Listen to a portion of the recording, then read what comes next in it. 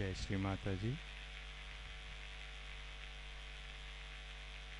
अब हम श्री माता जी को प्रणाम करके अपना कुंडलिनी चलाएंगे।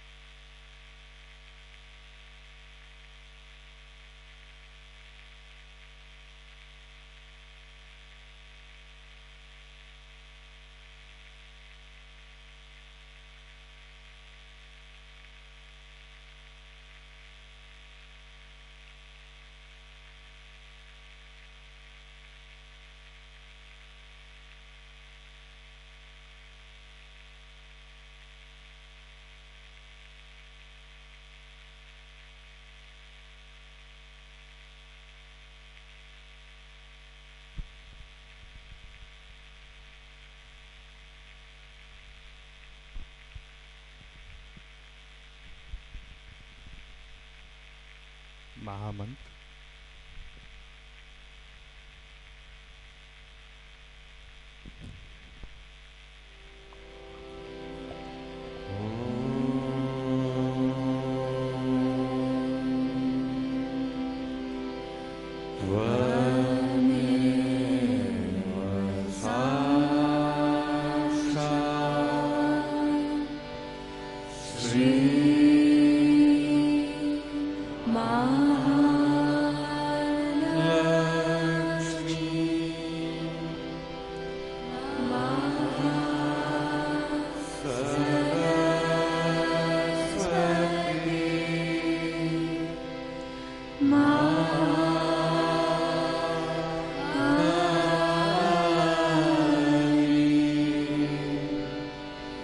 Nirmaldhaam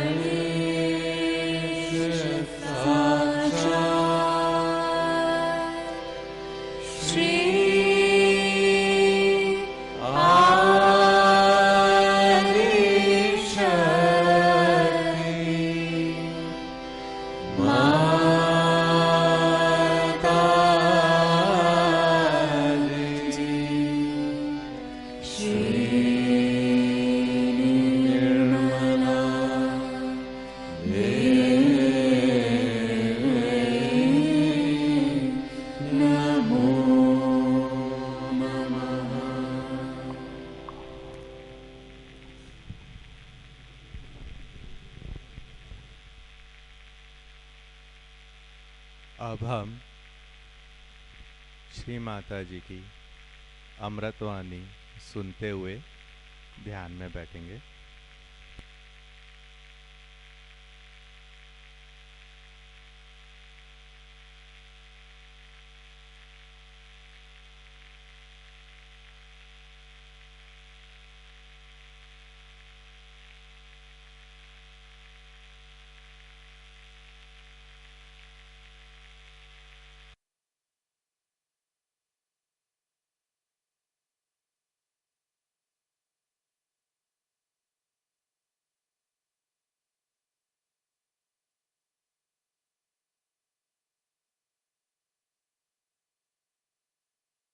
He became extremely sweet. Yes, yes, he said. How do you know I bought a sari? At least I said, in love you know everything. And then he brought a sari for me and he did arti and everything. But you see, all these things show that how the love masters everything so easily. Small, small things, if you are expert in expressing your love, how it works out. There are so many incidents I can give you like this. But the main thing we have to see within ourselves, do we really love each other? Do we really have affection and compassion for others who are not even Sajogis? Those who are not Sajogis are also the blind people. You should have compassion for them. You should feel that these people are so unhappy and they cannot come to Sajoga and they cannot become Sajogis, and only in their ego they are satisfied. So you must have real compassion for them. Now, if you have this compassion, you might be told by people that why you are wasting your energy, you are doing this, you are doing that. The compassion is actually unites all these things within ourselves. That's the uniting factor. First is your attention. First, which is very, very important, I think. And the second one is your intellect, or you can say your mind. And the third one is your heart. They all get somehow or other united together.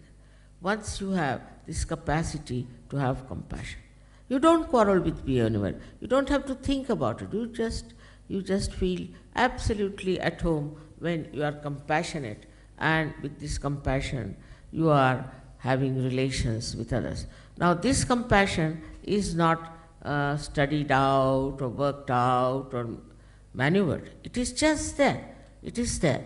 In that compassion, it forgives, it forgets all nonsensical.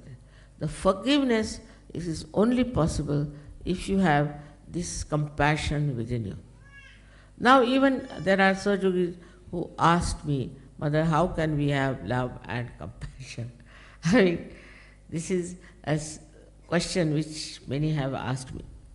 Now the simple thing is that if you develop your thoughtless awareness in your meditation, in thoughtless awareness, you watch anything in thoughtless awareness, any relationship you see it in thoughtless awareness, then you will be amazed how the gates of this compassion will open. Thoughtless awareness opens your heart, but it doesn't go to one person or to another person, but it is throwing lights on all the sides of your being. Everybody is benefited. Everybody has a divine feeling for you. Because this compassion is not linear, nor is it aggressive, but it just flows and smooths and soothes everything that is chaotic, that is troublesome, and that is painful. This is what you have now. You know, these things were done by saints long time back, but nobody liked them and they crucified them out of jealousy. Because if somebody became a saint, then people felt very jealous of that person. So they killed them or tortured them and troubled them. The situation is not so bad now. Of course, there are some useless people. There are some people who are really monsters. I agree. Forget about them. But on the whole, our attitude should be that these are blind people. Now, looking at somebody who is maybe something wrong with that person, may not be good natured, maybe anything. But in your heart, you should not have any grudge. You should not have any complaints about it. You can talk to that person about it. You can tell him in a way that will be absorbed. But you should not try to make an issue out of it and try to in any way trouble or torture anyone. Can I put off this one? Pankhe ko utar.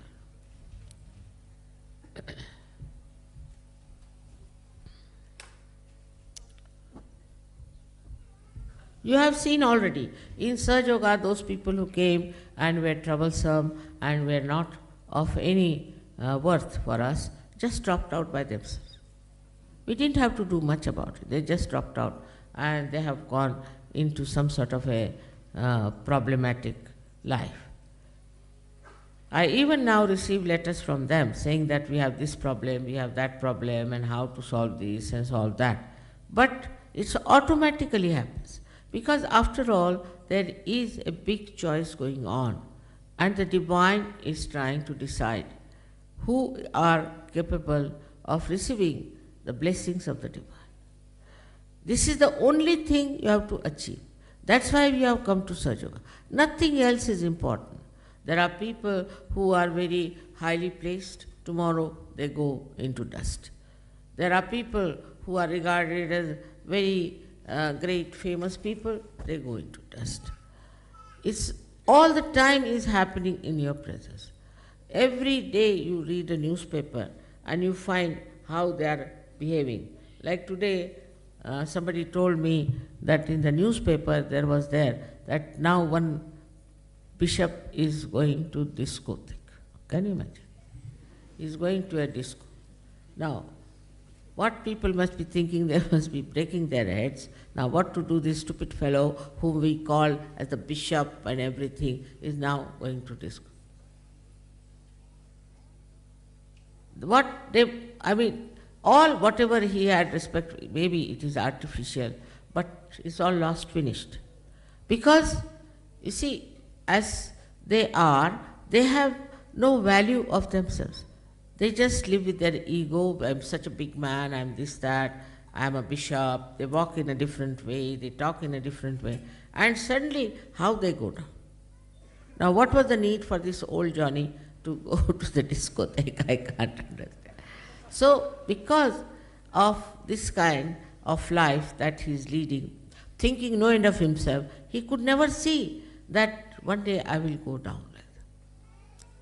Another thing which you should say in a very wider way, that he had no feeling why people respected him.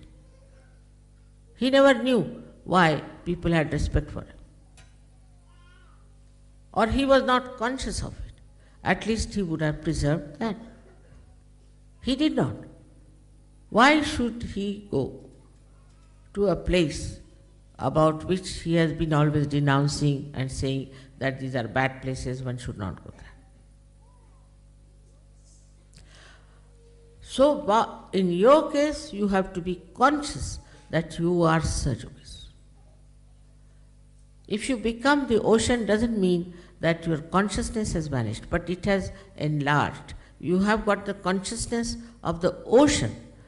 You are not the one who has become like a mesmerized person or a person who has no connection with oneself. On the contrary, you are connected with yourself much more than you were before. So when you become the ocean, you don't lose your personality, but you expand your personality. You become a greater person. And this is happening in Sahaja Yoga.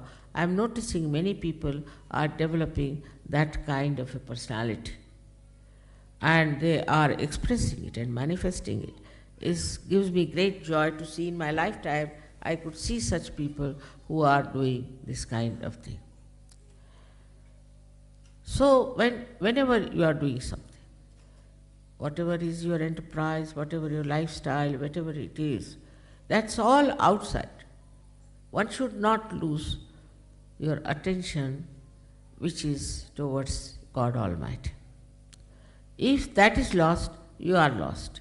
There's a very nice poem Namadeva has written about that there was a boy who was flying a kite, and the kite was floating. And this boy was looking after the kite, and while he was talking to everybody else, but his attention was on the kite. Then it goes further. He says that a lady is having the little child on her body, on the waist, and she is cleaning the house. She is cleaning with a little broom. She has to move from here to there, and after that cleaning she has to do other work also, but the child is here. So her attention is on the child, that he should not fall down, something should not happen. Though she is doing all kinds of work, everything, her attention is on the child. In the same way, your attention should be on your divine power of Kundalini.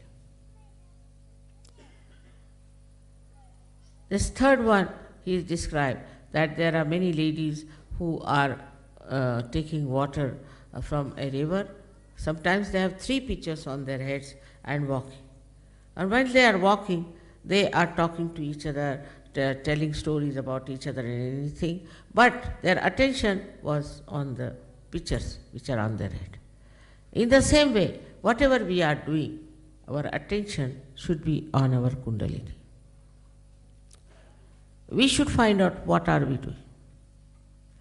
As it is, we have the light, but you must take light into every corner of your life, every aspect of your thinking, every kind of an effort you make. And you will be amazed if you really watch your attention, you will really know what you are doing. Is the attention to be watched so much that ultimately you will be surprised that the attention is no more frittering away. Without the attention, you cannot work out Sahaja Yoga.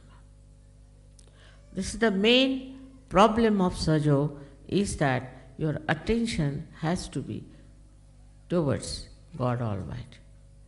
Otherwise, nothing can work out. Your ascent cannot work out. If you have come to Sahaja Yoga to make money, all right, you will make money and get out. If you have come here to show off your knowledge and all that, you will show it and get out. If you have come here to show your power and your authority, you stay there and get out. Like that, many people have gone out, if you know. And this is what is to be really taken care of, that you don't try to use Sahaja Yoga for all these stupid things which are not permanent, which are not eternal. Sahaja Yoga is to be used just for cleansing yourself, for becoming the ocean of love. Now many people also feel that love is rather difficult because you can be harmed by others or somebody can take advantage of you. The main thing about love is, if it is not a pure love, then it creates problems. Supposing you trust somebody because of money, trust somebody because somebody relationship or anything, and you go on indulging into it, ultimately you will find that you will be very disappointed. Very disappointed. But supposing you show your love just with purity about that person. It's so subtle, it's so innate within you, built in. It's there. We have to just open out. Every human being is a bundle of love. And when he is afraid of others, especially the West, There are so many ideas they have created that you are afraid of this kind of love and that kind of love, and you see the way the perversion and all nonsense is there. But in pure love, there is a kind of a beautiful light which protects you, which guides you, and which enlightens your life completely. This light is just nourished, and also we can say like the lamp has to have the oil. This is the one that is for our spirituality. The love of a person. You are embodiment of love, take it from me. Because you are a human being. Even the animals are there who know what is love is. You see, I know that if you love a tiger, the tiger will never harm. If you love a snake, it will never harm. If you try to love anybody who is very cruel and very bad, gradually he will come down.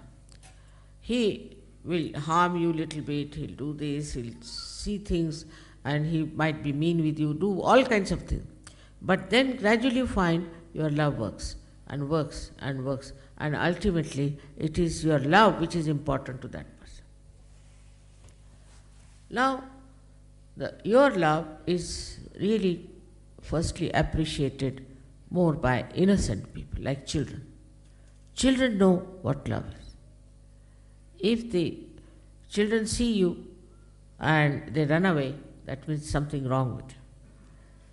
I have seen people, like once we were in Japan, and there were two foreigners who were there, ladies, who were dressed up, I don't know from which hairdresser they had dressed up themselves, and were very much overly decorated. And they came with us. And we climbed up a place to see something, and when we came down, there were some children standing there. They had gone before us. So they said, "Where are those witches?" I said, "Which went with you?" I said, "What do you mean?" "They came, we were frightened. We ran away to our houses. Now we have come to tell you they are witches." The small little Japanese children, they are witches, they are witches. Be afraid of them. And they had decorated themselves so much they were dressed up. They have tried to make such a beautiful show of themselves, but for the children, they were witches. And they ran away. And when we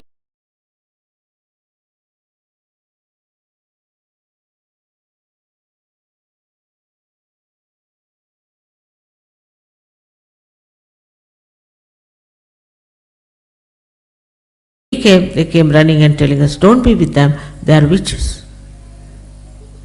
So the judgment of the innocent people is the best judgment.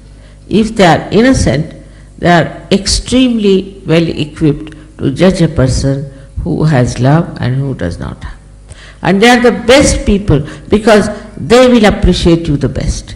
They will understand that these are people of some high quality. But if they are not innocent, cunning, some people are extremely cunning. That's the intelligence part of it. They can never appreciate you. They'll appreciate something which is something very, very abnormal, which from divine angle is very, very obtuse and funny. But they will never appreciate you. Never, cannot. Up to a point they may, but may not. Doesn't matter. You have to appreciate yourself. You have to know that you are not unkind to anyone, you are not judging others, and that you are appreciating everything in that person, whatever is good in him as a human being. It works. You have seen this all has worked through my love and compassion. But I am not conscious that I am giving you love or compassion or anything. I am not conscious even that I am giving you anything. I am not even conscious as to I have created such a lot of beautiful people. I'm not conscious of that. It's just happening. Just like this tree is here, see, it is not conscious as to what it is and what it looks like. It just is there. In the same way, if it happens to you, I tell you, you become really the source of such a joy for everyone. Now, what do we have to do for this world? What is needed to be done for this world? People talk of peace, this, that. There's no need to do anything. It's just you become a personality of that kind. You emit peace, you emit love, you emit joy to others.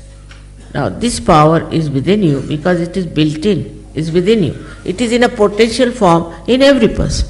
Only thing, it has to be brought out. Now, with affection, you may not, but with love and feeling, that is innate within you. Because there are no words for such subtle things that are within yourself. Because so far people don't know what are these things that make you feel oneness with others. All this can happen to you very easily when you understand that you are not this mind, you are not this body, you are not this attention, you are the spirit. Then you introspect, am I the spirit? Alright, if I am the spirit, what am I doing? Once you become the spirit, then you feel, why not others? Out of love and compassion, not for becoming some leaders or anything, just out of love. If I am that, why not make others like that? And that is how Sahaja Yoga has spread so much. And we have such gems of people, such beautiful people, that I really never expected so much to happen in my lifetime. It has never happened with any saint, any incarnation, any prophet. So now you people have become absolutely khalis, means absolutely you have vacated yourself fully. The story of Radha and Krishna is very beautiful, where Radha said that, why do you take this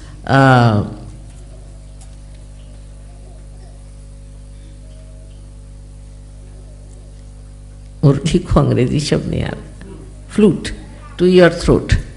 Why do you take this? Because Murli is such a sweet thing, a flute is not so sweet. But why do you take this flute to your lips? After all, she must have been jealous, I think so. So it's a story, just a story. So he said, why not go and ask the flute? So flute, she went and asked, why Shri Krishna takes you to his lips all the time? So she said, you know, I have become completely hollow. There's nothing in me. He puts me to his lips, and people say that I am playing the tune. It's he who is playing the tune. Where am I? I am not there. I am just enjoying the same tune which is passing through me. That is the expression. But then Radha told Shri Krishna, why don't you make the same way as the flute? So this is what you have to be, the flute. Means you have to be hollow within yourself. All these little things, which come into your life are not important. What is important is, have you become completely hollow? This is where I would say introspection will help. The one who makes the flute is also within you. So let there be a flute made out of you by yourself. This is the way you make yourself what you have to become.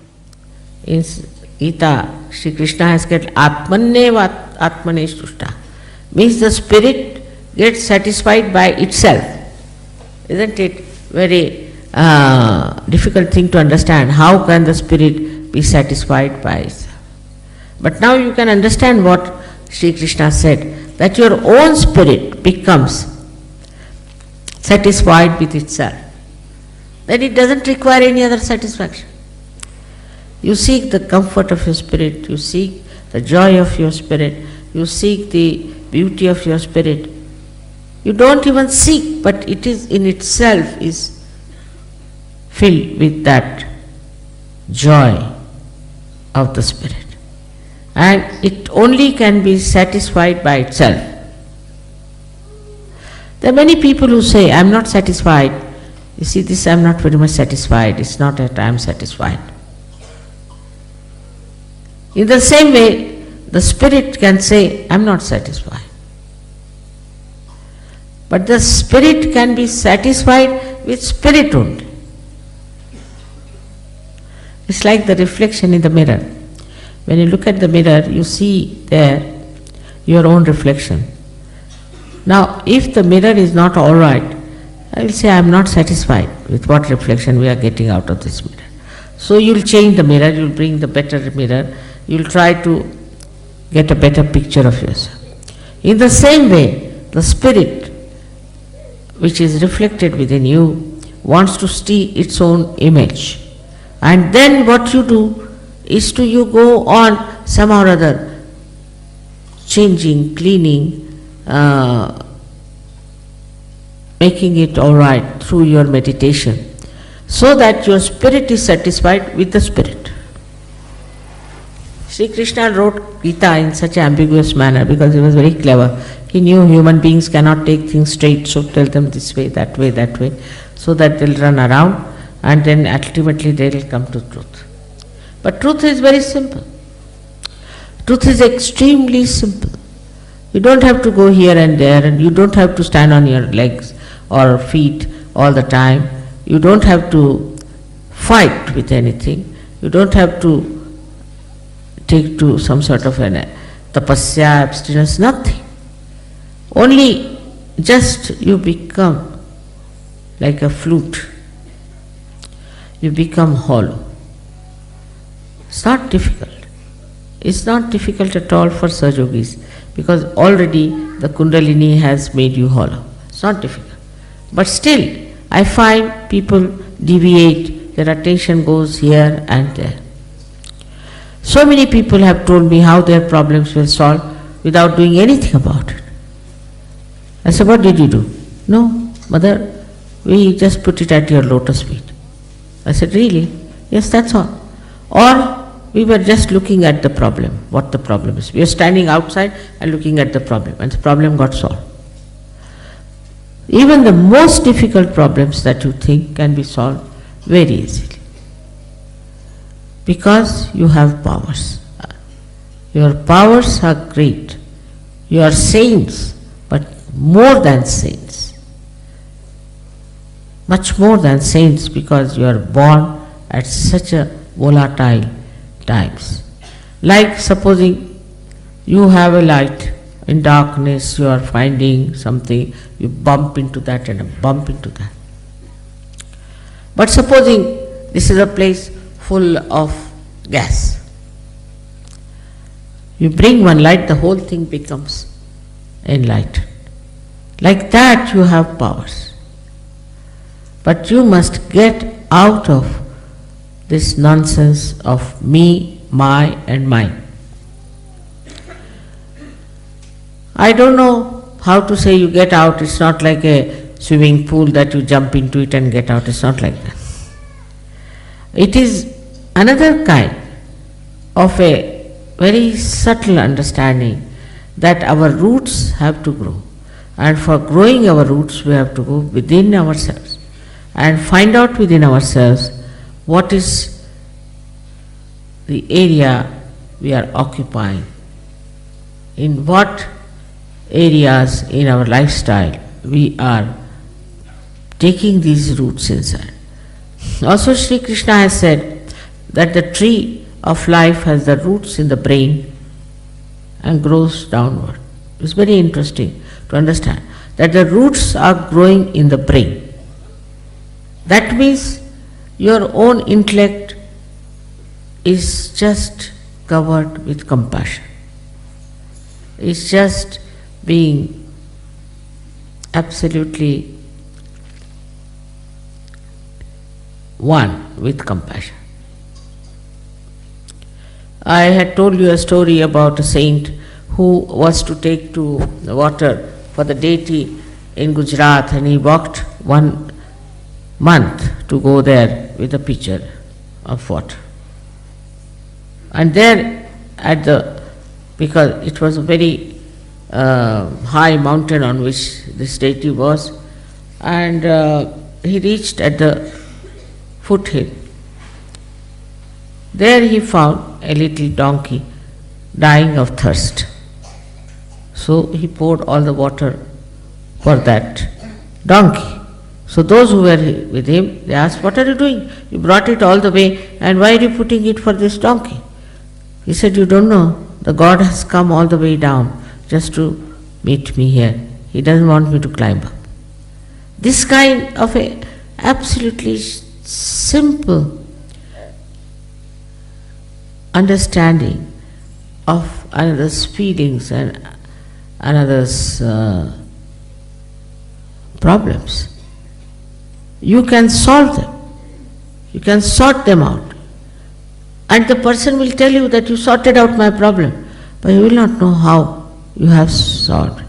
Because this love is the power. This love can see things.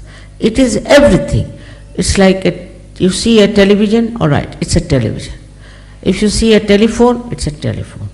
If you see anything you do with the power, is embodied inside this love. You need not have a telephone. I never telephone to anyone. Mostly I never telephone. I mean, if somebody forces me, then it's all right. I never telephone. But not to save the bill. But I do not telephone because there's no need. The whole subtle of the ether is at your feet. Just you want to do something, you can just do it just with the vibrations. Now many people say, "Mother, cure this person, cure that person." There's no need. You all can cure, you are so many. You can cure anyone you want to. But you bring that person to me, is not needed. Just you can cure anybody you feel. You can solve all their problems yourself. One little bandhan can solve it. But for that, you should be the source of love. Once you give a bandhan,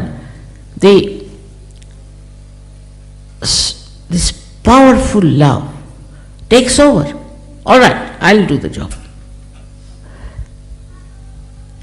But for that, you have to be the master of this beautiful thing. Now, one thing is very different from other masteries. In other masteries, you see people try to dominate or to try to use it for destroying others. But the mastery of love is that you know how to build a rapport with the divine love. And this divine love is not only powerful, but it is such a efficient, I should say, such an alert instrument which works out everything in such a manner that you are amazed how things have worked out. And everybody has noticed it. I know you all know it, not that you don't know, but you don't use. You have to be on the vibratory awareness and use that. Even giving yourself as a bandhan itself clarifies you. Imagine in your hand there is this great power of giving you this balance, this love, this affection, and all the protection, while you can give it to others also. You have become now the part and parcel of the divine power. You are now in the kingdom of God. Whatever you want to do can be done by this divine power. With all this telling you, I still feel sometimes you are not confident. You get upset. You feel that how can this be? You have no trust in yourself, you have no faith in yourself. And also there are some people sort of who feel they are neglected or something should have happened to them. Once a lady started crying. So I said, why is she crying? She said, because mother didn't smile at me. I didn't smile at her. But I never smile at anyone. I don't know why she thinks like that. So I asked her, why do you want me to smile at you? What's wrong with you? You are all right. Why should I smile at you? So, you see, also this kind of a feeling that comes up sometimes, that in Sahaja Yoga, mother should all the time be only attached to you. She cannot get attached. It's a helpless condition I have. There are so many, you don't know, defects I have, which you have no idea. I don't know how to count money. If I give me 100 rupees, I'll count it 200 rupees. See, I don't know many things. I don't know banking. I don't know many things. And one of them is I don't know how to put attention to this person or to that person, like politicians would do. You see, you must look after this man because he's very important. Nothing. To me, you are just part and parcel of me, finished. Nothing more than that. So, you see, everybody should know that you are very close to my heart, you are very much there, I am very proud of you, and something, really it's a miracle that has happened that you people have taken to Sahaja Yoga. So on that point also, that how much mother cares for me, what she does. Now supposing I tell somebody, all right, you don't sit here, sit there, they feel bad. Anything you do, they feel bad. This kind of a person has no sense of love. He doesn't understand mother's love. So at the end of the whole thing, I must tell you that when you are a guru, you are also a mother. You have to express yourself like a mother. She's kind, she's gentle, she forgives, she also corrects whenever necessary, but in her own sweet way she corrects, so the correction takes place. It's not that a rebellion starts. So all that wisdom of a mother is within you, is already there, so please try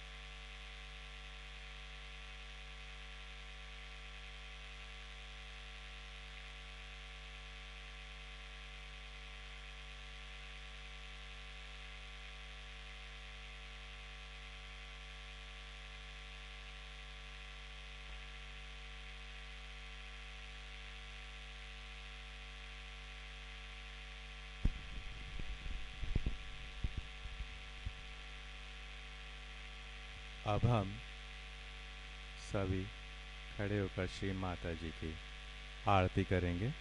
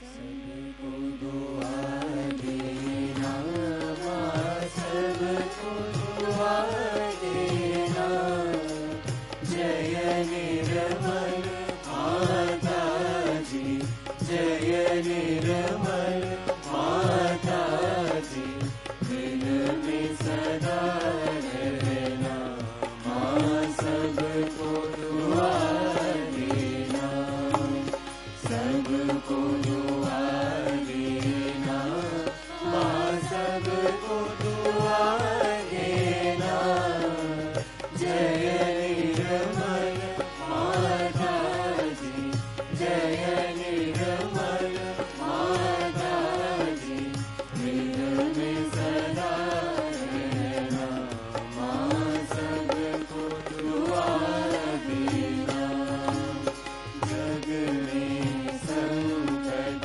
कारण कितने अवतार, माँ कितने अवतार, विश्व में तेरी महिमा, विश्व में तेरी महिमा, तू गंगा यमुना, माँ सबको दुआ देना, सबको दुआ देना, माँ सबको दुआ देना, जय निर्मल माता जी, जय निर्मल माता जी, दिल में सदा रहना, माँ सबको दुआ देना, जो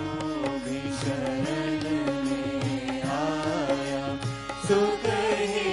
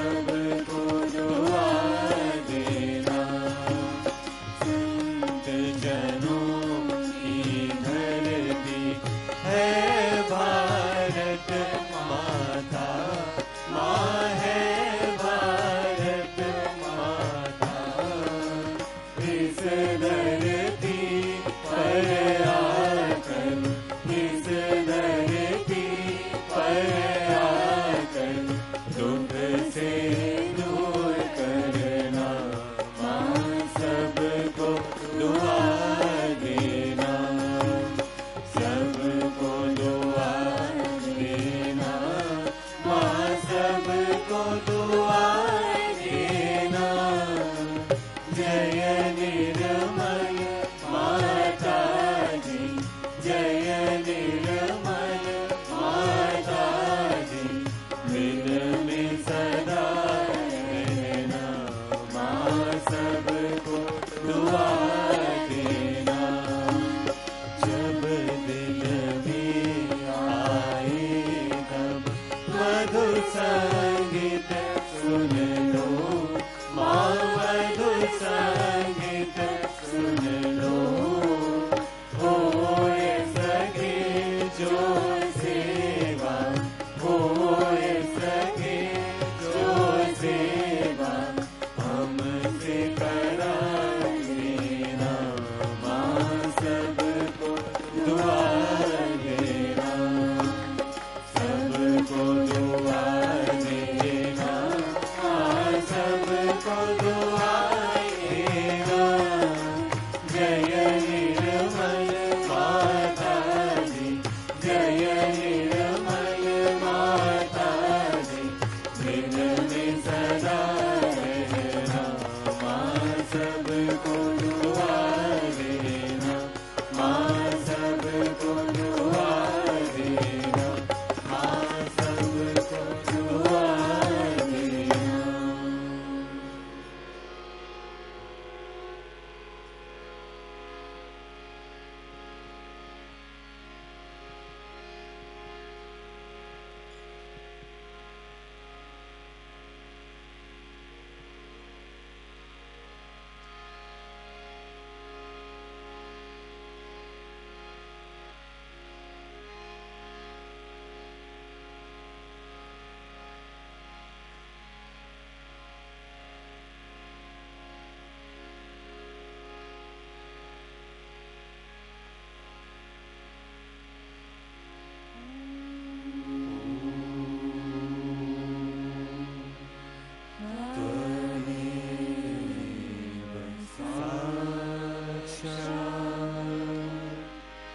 Shri Mahalakshmi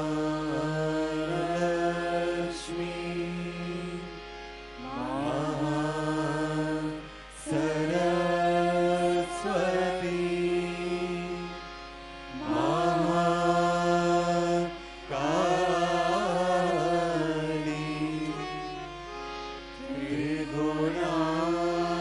Trigunaatmika Kundalini Sakshat Shri Adi Shakti Mataji Shri Nirmala